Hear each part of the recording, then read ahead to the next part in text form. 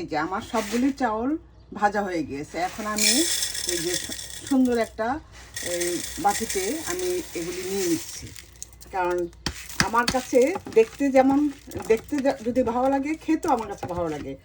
আমি সবসময় দেখার সুন্দরটাকে প্রাধান্য দিই। এই যে আমি সাথে এই কারি পাতাটাও আমি একটু তেলের মধ্যে ভেজে নিয়েছি, তাহলে সুন্দর হয়। আর এখন দিয়ে দিব, মিশিয়ে নিচ্ছি এই যে আমার ভেজে রাখা বাদাম। এখন সবগুলি আমি একত্রিতে আমি মিশিয়ে নিব। এই যে দেখুন, এই এই চাউল ভাজাটা আমরা যখন ছোট ছিলাম, এই তখন যখনই দেখতাম যে বৃষ্টি বৃষ্টি হচ্ছে, তখনই এই চাউল ভাজা খাওয়ার খুব স্বাদ জাগতো। তো সাথে সাথে চাউলটা আমরা ভেজে সবাই মিলে বসে চায়ের আড্ডায় এই চাউল ভাজাটা খুবই জমে যেত। তো আমি ভাবলাম যে ঠিক আছে, আমরা এই সবই তো করি, কিন্তু সেই পুরানা শৈশবকালের স্মৃতিটা আবার একটু জাগিয়ে তুলি। কি বলেন? আপনারা এভাবে খাবেন, ভেজে রাখবেন। যখনই আপনাদের খেতে কোনো খিদে লেগে গেছে, কিছু খাবেন, তখনই এই চাউল ভাজাটা এক মুঠ খেয়ে নেবেন। খেয়ে তারপর এই পানি খেয়ে নেবেন, দেখবেন আপনার পেট একদম ভরে গিয়েছে।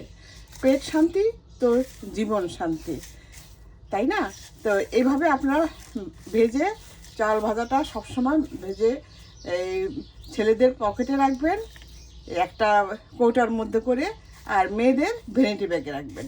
বাইরে গেলেই যখনই মন চাবে খেয়ে একটু পানি খেয়ে নেবেন, দেখবেন আর আপনাদের শরীরে কোনো ক্লান্তি আসবে না, কোনো সব সময় শরীর থাকবে ফুরফুরা, মনটাও থাকবে তাজা। তো এইভাবে আপনারা সুন্দর করে এই চাল ভাজাটা খেয়ে নেবেন। আসসালামু আলাইকুম। দিলুস কিচেন থেকে আমি আজ একটি সেই গ্রামের পুরানা একটা সময়কার একটা খাবার নিয়ে এসেছি। সেটি হলো চাউল ভাজা। তা আমি সাথে অবশ্য বাদাম আর কারি পাতা দিয়েছি।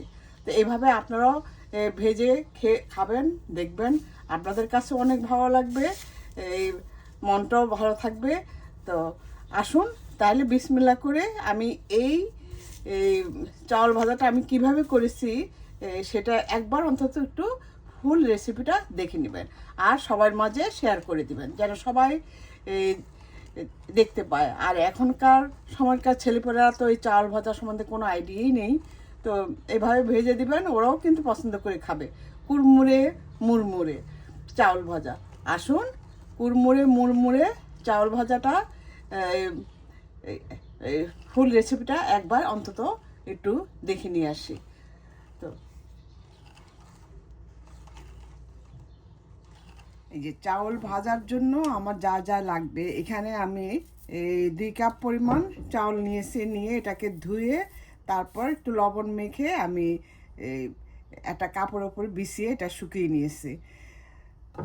আর আর লাগবে আমার এই যে বাদাম বাদাম আর টেস্টটা মানে সুন্দর একটা ফ্লেভারের জন্য আমি দিব এই কারি পাতা। এটা অপশনাল, এটা না স্কিপ করতে পারেন, থাকলে এটা দিলে এটা ফ্লেভারটা অনেক সুন্দর, খেতে ভালো লাগবে। তাহলে আসুন এই এটা এই চাউলগুলি সমস্ত ইয়েগুলি ভেজে নেওয়া আমি বাদামটাকে ভেজে নিচ্ছি।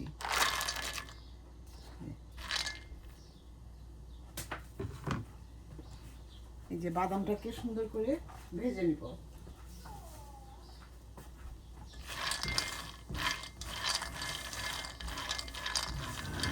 এই যে এইভাবে বাদামটা ভেজে নেবেন। আমার বাদাম ভাজা হয়ে গিয়েছে, এখন আমি এই বাদামগুলি তুলে নিব। এই যে এখন আমি অল্প অল্প করে যে চাউলটা ভেজে নিচ্ছি।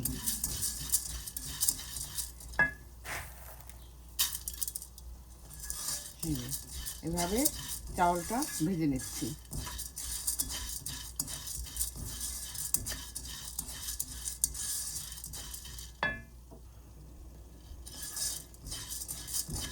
এই এই যে আমার চাউলটা মোটামুটি ভাজা হয়ে গিয়েছে, দেখুন কতটা সুন্দর। অল্প অল্প করে দিলে সমানভাবে সুন্দরভাবে এটা ভাজা হয়। তবে আমার ঘরে চিকন চাউল ছিল, আমি চিকন চাউল দিয়ে করছি, চিকন সিদ্ধ চাউল আর কি। আপনাদের ঘরে যদি মোটা চাউলটা, তো মোটা চাউল দিয়ে বেশি সুন্দর হয়। মোটা চাউল যদি থাকে তাহলে সেই মোটা চাউলটাই আপনারা এভাবে সুন্দর করে একই সিস্টেমে আপনারা ভেজে নিতে পারেন। এই যে দেখুন আমার ভাজাটা হয়ে গিয়েছে। এই যে এরকম ব্রাউন কালার যখন হয়ে আসবে তখন বুঝতে হবে যে ভাজা হয়ে গিয়েছে। একই সিস্টেমে আমি বাকিগুলি ভেজে নিব।